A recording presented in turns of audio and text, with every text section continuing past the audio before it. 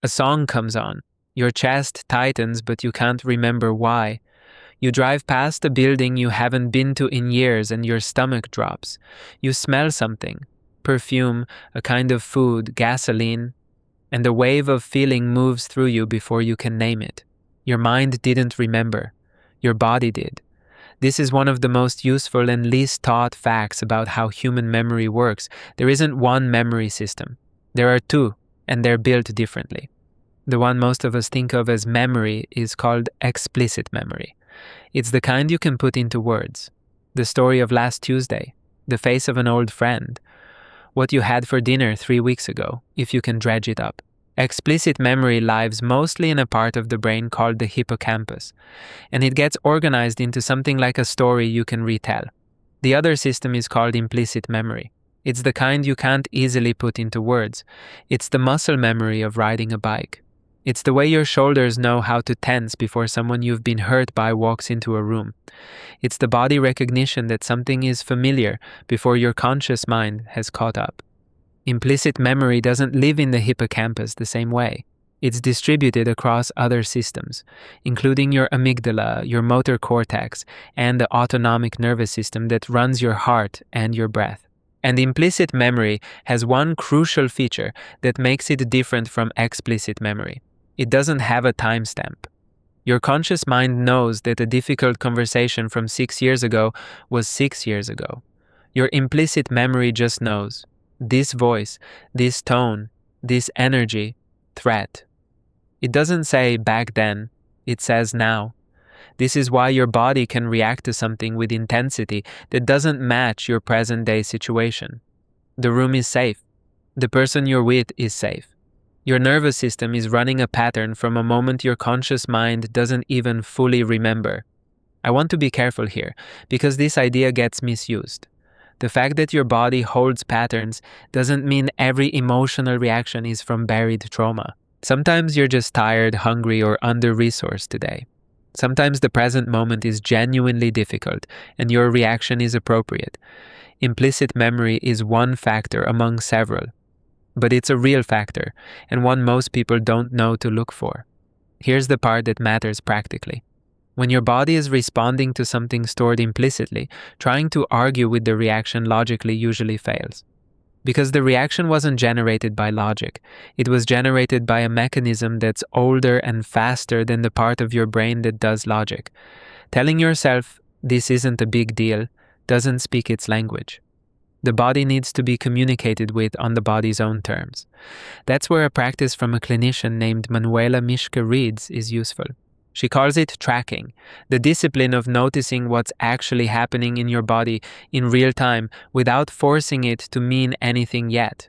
Here's how to do a basic tracking practice. It takes about 2 minutes. Sit somewhere quiet. Close your eyes if that's comfortable, or soften your gaze toward the floor. Start at your feet, not as a goal, just as a starting point. Notice what's there: pressure of the floor, temperature, any tingling, numbness, warmth. Don't try to change anything, just notice. Move slowly up. Calves, knees, thighs, the chair under your hips, your low back, your belly, your chest, your shoulders, your throat, your jaw, your face, the space behind your eyes. At each region, the question is the same. What's there? You're not looking for anything in particular. You're not trying to relax. You're not analyzing. You're learning to read your own signal. What you'll often find is that some regions have a texture. The chest may feel tight in a specific way. The belly may have a sensation you'd describe as buzzing or knotted or hollow. The jaw may be holding more than you realized. Now, and this is the part most people skip, gently name what you find. Not interpret it. Just name it. Tightness in the upper chest, buzzing in the belly, held breath. Naming a sensation does something measurable. It engages your prefrontal cortex, the part of your brain that makes meaning, without forcing the sensation to change. The act of putting words to a body signal sends a message. I see you. You're allowed to be here. We're paying attention. Over weeks and months of practicing this, 2 things happen. The first is that you get better at reading your own signal in real time. You'll notice the tightness in your chest before it builds into full anxiety. You'll catch the held breath before you've been holding it for an hour. You'll know what your body is doing before it has to escalate to get your attention.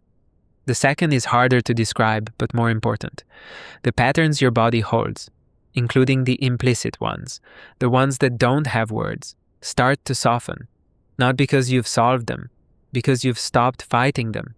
The body releases what it's holding when it stops being asked to hide it. This isn't the same as trauma processing. That's a different practice, often done with a trained clinician, and there are good reasons for that. What we're doing here is the foundation that supports any deeper work, and it's also a practice that stands on its own. Most of what your body needs from you is just to be noticed. If sometimes you feel things you can't explain, you are not malfunctioning.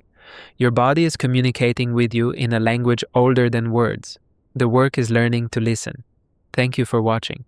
In the next video, we're going to look at what your body actually means when you tell yourself to calm down, and why forcing calm often creates the opposite of what you're trying to feel.